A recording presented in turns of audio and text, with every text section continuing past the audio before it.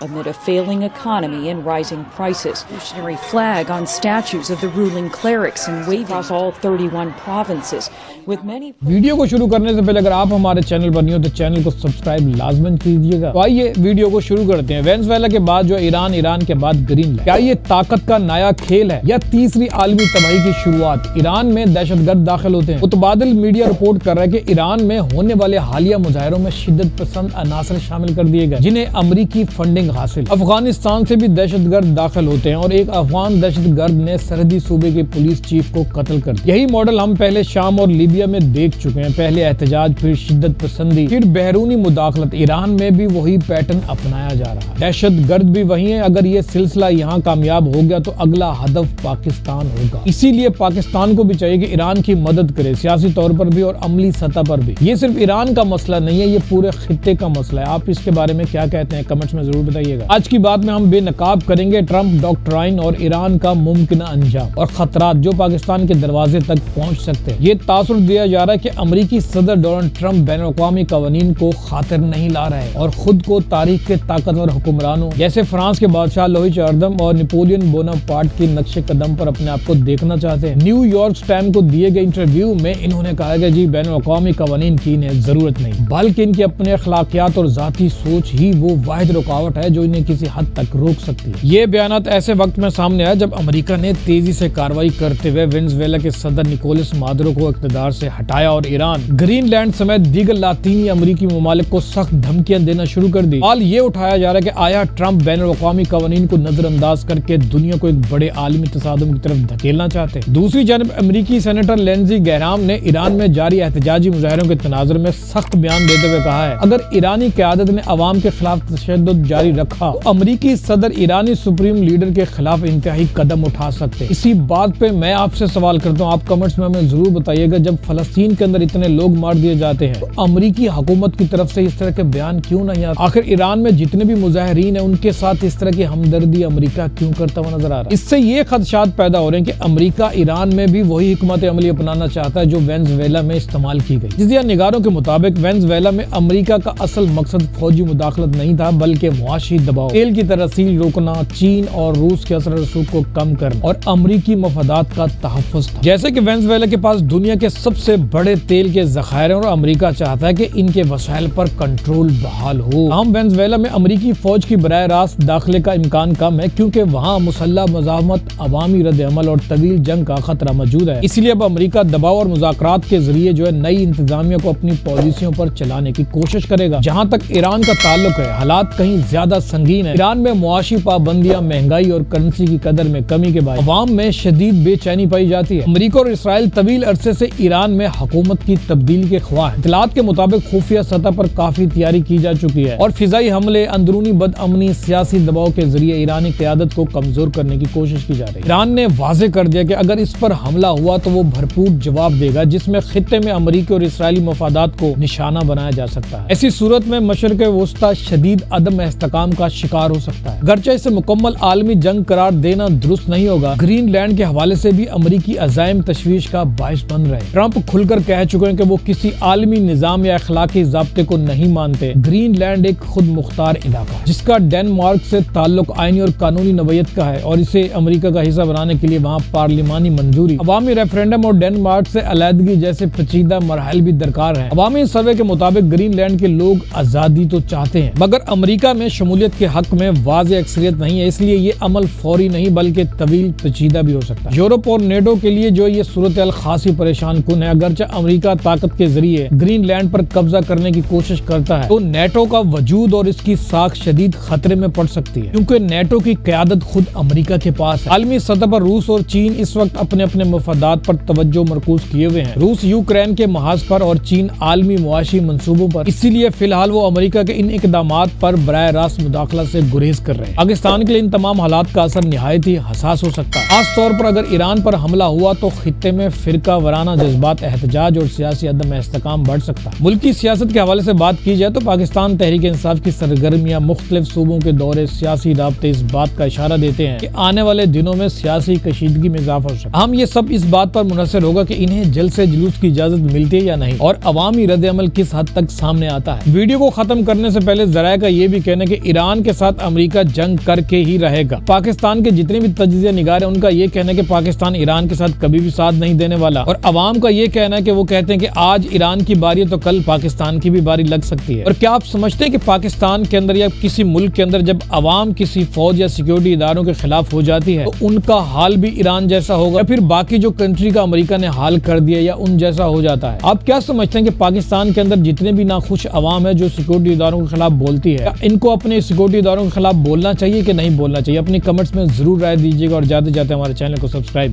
لازمی کیجیے۔